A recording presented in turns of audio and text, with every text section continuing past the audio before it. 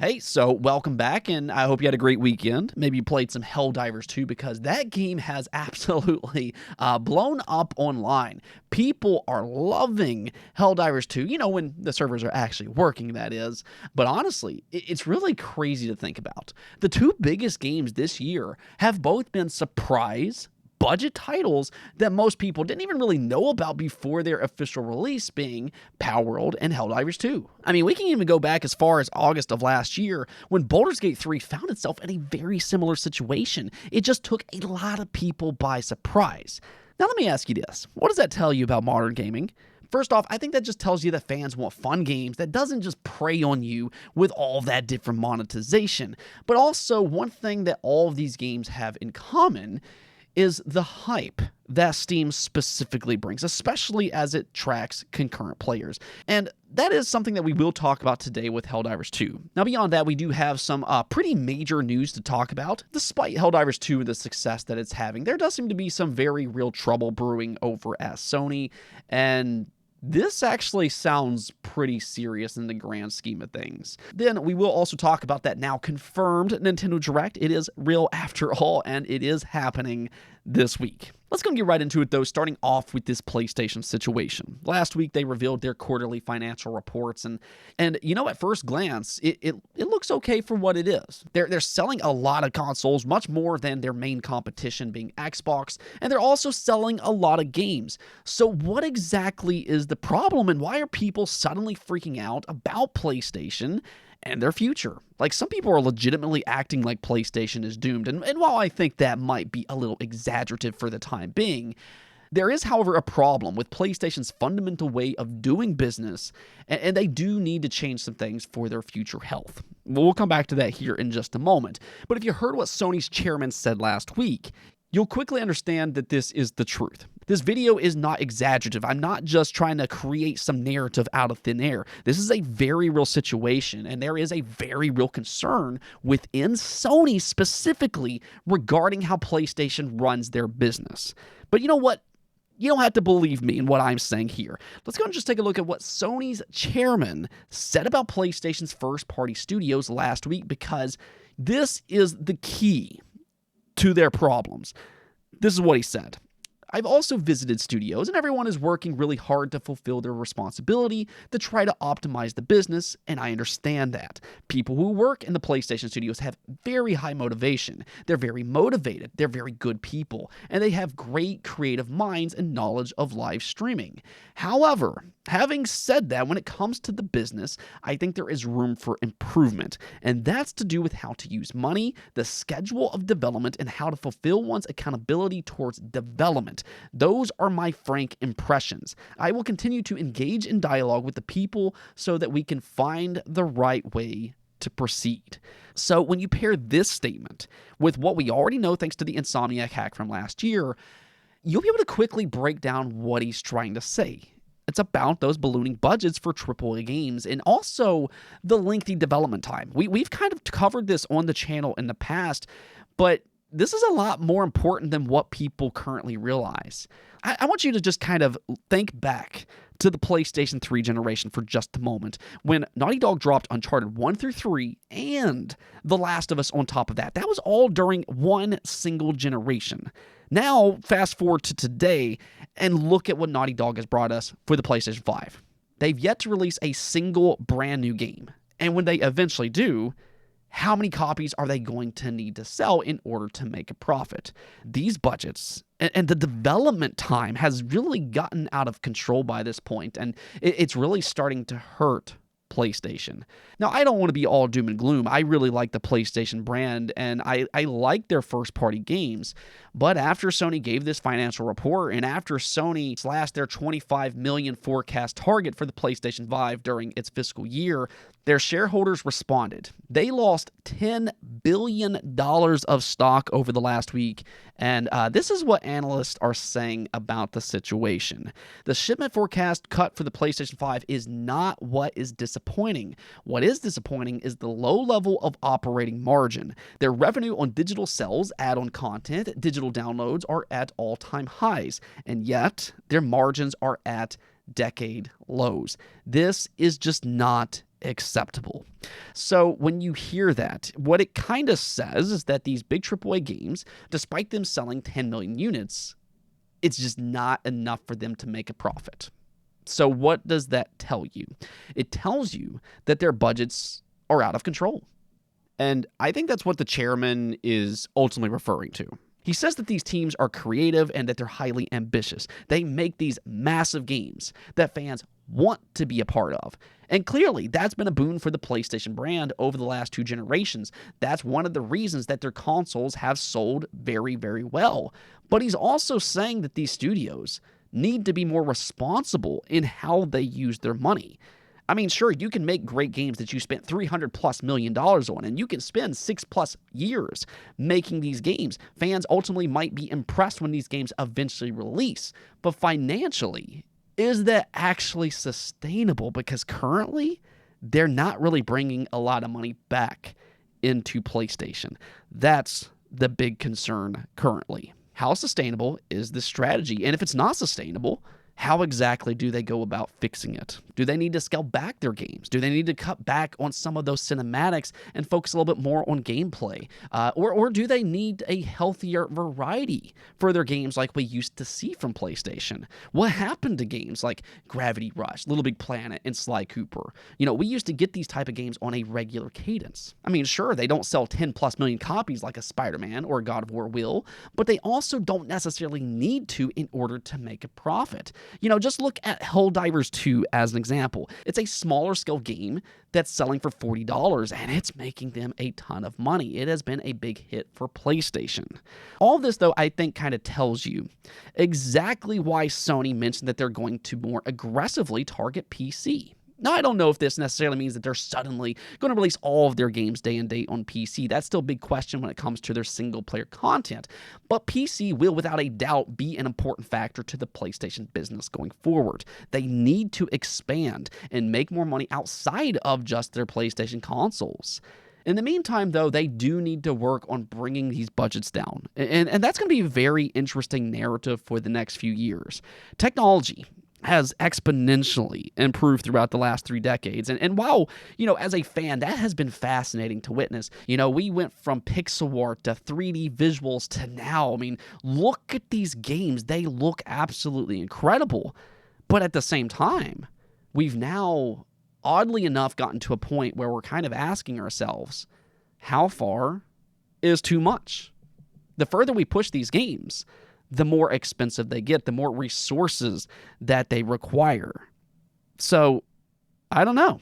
Gaming is kind of in a weird situation right now. I almost feel like the game industry is kind of at a crossroads. They need to kind of, you know, take a step back and take a look at the future and figure out what's sustainable. Because there's so many questions about the business side of gaming right now. And a lot of these companies, they don't seem necessarily thrilled about the direction that we're going in. There's some pretty major concerns. And, you know, even for a company like PlayStation, which on the surface looks like they're very successful, but when you start to peel back the layers, there's some concerns going on inside their business as well. And that's a scary thought, I think, as a gamer. That brings some pretty important questions at the forefront, and it'll definitely be interesting to see how all this plays out in the coming years. I want to hear your thoughts below, though. What do you think about this situation? And if you were Sony, what would you do? Now, let's go and talk about Nintendo, because yes, they confirmed the highly rumored Nintendo Direct, which is set for February 21st, and yes, the rumors were true after all. This is a partner showcase, so don't go in expecting Nintendo games from their first-party studios. Don't expect games like Metroid Prime 4 to have some kind of surprise appearance. That's not going to happen at this partner showcase. This is going to strictly focus on third-party studios. Now, that doesn't mean that they won't have exclusive announcements, and it also doesn't necessarily mean that they won't have Nintendo IP.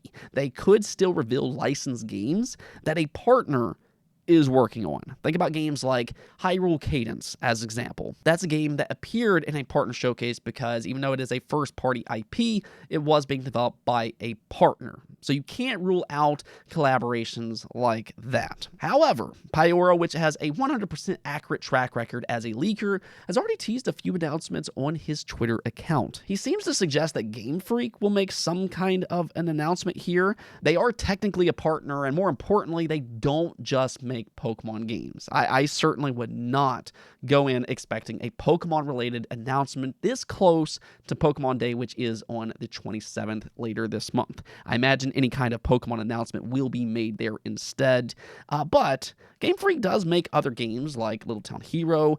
They have Timbo the Elephant, and then there's also the Pocket Jockey series. So they could reveal their next game here, and that is one interesting thing to kind of keep an eye on. Pyora also seems to be teasing something dolphin-related, and this has drawn a lot of speculation online. I've seen predictions that this could be related to a new Echo the Dolphin game. If you think about it, Sega is reviving a lot of their dormant IP right now, and back in the day, Echo the Dolphin was developed as their next big game after Sonic. Now, it didn't exactly pan out the way that they wanted to, but who knows? They could revive the Echo the Dolphin series just like they are with all of these other dormant IP. Another theory that I've seen a lot online, though, and this might even be more exciting for fans, but a lot of people do believe that this could be GameCube related. Could there be some type of GameCube remaster or remake announcement at this showcase? Or could they even announce a GameCube edition for Nintendo Switch Online? Now, that's been highly requested online because, yeah, it would be awesome and everything. But personally, I'm actually a little skeptical of that. We'll see what happens here. But for my own personal prediction, if there's one partner that I would predict to be at this Direct, would be Xbox. Now, if I predicted this about 4 or 5 months ago, people would probably be pretty surprised by that. But we do know for a fact that they are planning to port 4 games to rival consoles this year. And there's a very real possibility that they could make some or even all of those announcements at this Nintendo Direct. There was even a rumor just last week that Nintendo delayed their Nintendo Direct because of the Xbox business update. Maybe the two are connected. Outside of Xbox, though, it is 25 minutes long, so they're going to have a lot of announcements here. I would expect a lot of them to just kind of be out of nowhere. But let me hear some of your predictions below. Are you expecting anything specific at this Direct? And if so, what are you expecting? All right, so let's go and talk about Helldivers 2 completely surprising not only fans, but also apparently PlayStation as well. They clearly was not prepared for this game to be as successful as what it's become. For as fun as Helldivers 2 is, it's really only fun when you can actually play it. That right there is the problem because this is an online-only game. You cannot play this without an online connection, and its server capacity currently has already been capped. You can read their statement here, which says, "Earlier tonight, we had server-related issues with a concurrent player spike. This led to some mission payouts failing, some players being kicked to their ships, or being logged out. Our team is working around the clock to solve these issues. While we've been able to mitigate some of the causes, we are still struggling to keep up with the scaling that is needed to accommodate all our Helldivers. Therefore, we've had to cap our concurrent players to around 450,000 to further improve server stability. We will continue to work with our partners to get the ceiling raised."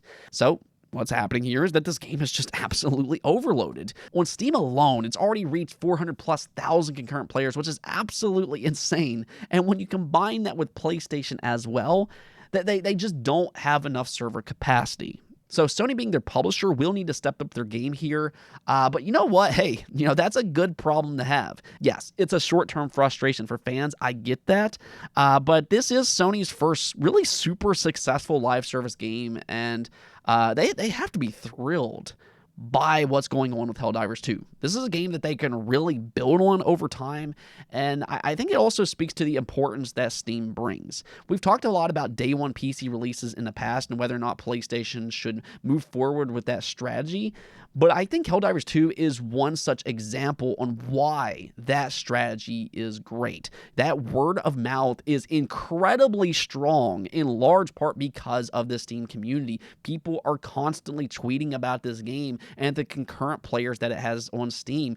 Steam's concurrent players is not secretive like it is on other platforms, and that really kind of feeds into this almost FOMO effect. People want to be a part of that popularity. They're seeing all these other people enjoying it, and they want to dive in as well.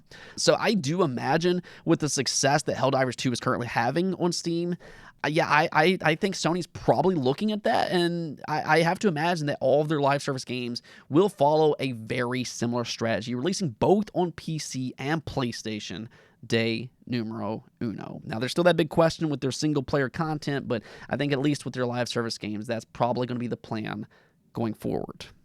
Now, one last thing that I want to talk about is Skull and Bones. This game has been delayed countless times over the years, and, for a while, there was a very real question about whether it would ever release in the first place.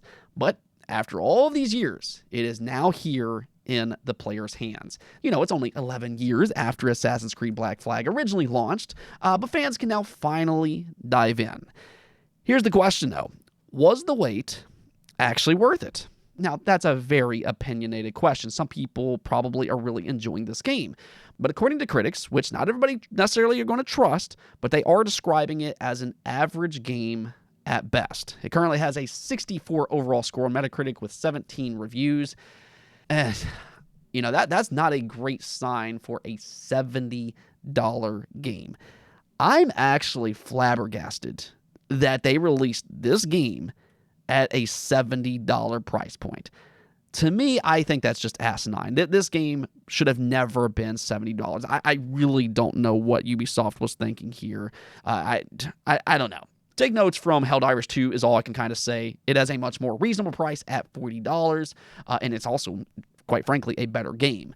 But nonetheless, I honestly can't say that I'm overly surprised by the scores.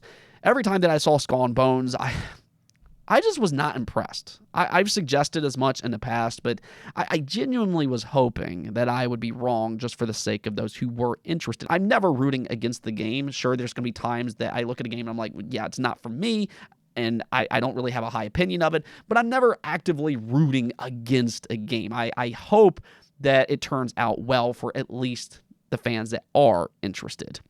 Unfortunately, though, Skull and Bones is just not impressing, and that's just too bad for a game that fans waited for. 11 years. That's a long wait to get the results that we have seen today.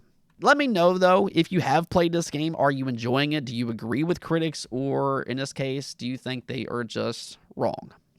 Anyways, though, that's going to be it for this episode. It's been a crazy start for the week, but let me hear your thoughts below. Give me your Nintendo Direct predictions. It is the first Nintendo Direct for 2024, and this is really going to set the tone for the year. And also, give me your thoughts on the PlayStation situation. It's really a weird situation that I think is going to be important for the entire industry in the coming years. Until next time, though, peace out.